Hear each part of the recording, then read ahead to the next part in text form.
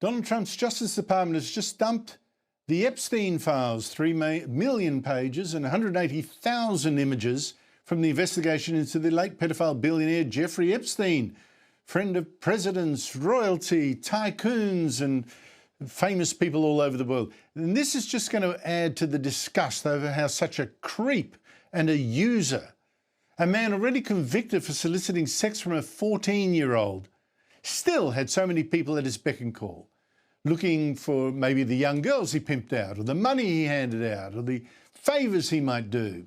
Now, top of the list of Andrew is Andrew Mountbatten Windsor, formerly Prince Andrews. This time filmed propped over a woman like a hungry dog, other photos of him pawing her. And then there's the British ambassador, Lord Peter Mandelson, snapped here in his underpants. Epstein gave Mandelson and his husband more than $100,000, although Mandelson says, oh, I don't quite remember that.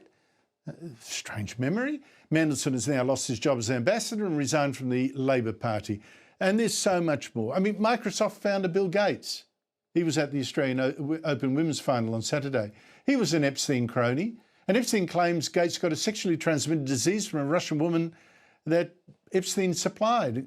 Gates says it's all lies.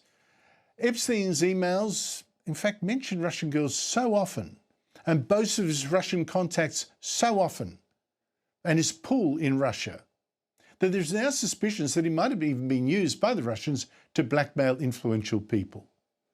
But who knows? Joining me from London is Monday regular and Talk TV host Samara Gill. Samara, great to see you again. Look, obviously the latest photographs and emails starring Andrew Mountbatten Windsor, that's the biggest news from this information dump, certainly in Britain. More embarrassment for the king to have such a brother. You know, you're completely right. I think it's interesting, though, because the king has had more or taken more accountability for Andrew's actions than Keir Starmer has for Lord Mandelson. You know, the king was very quick in a way to cut off Andrew as soon as everything came out, you know, this past year.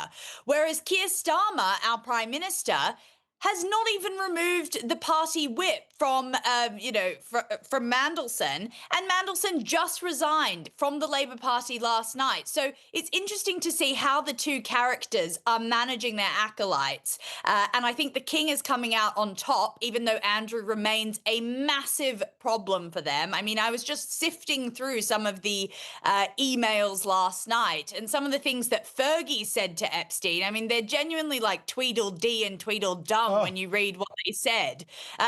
Oh, please marry me. You're my favorite. It's like they would do anything for a couple of $1,000s, Andrew. Oh, it is so grabby. I was so sick. And remember, this is a pedophile, a convicted pedophile. Even when they were trying to, wheedle favours out of him, they must have known. The British Prime Minister has now urged Andrew to give evidence in the US about his links to Epstein. Is that ever going to happen? I think that with the Prime Minister's pressure, with potentially the King's pressure, who knows if that will happen, that he should. I mean, those images, as you said, are absolutely horrific. This is someone who is in line to the British throne. And the fact that he exploited for years, or allegedly exploited, many women. I mean, we talk about why don't other sort of victims come out? A lot of people say that because Virginia Giuffre is obviously the most high profile one.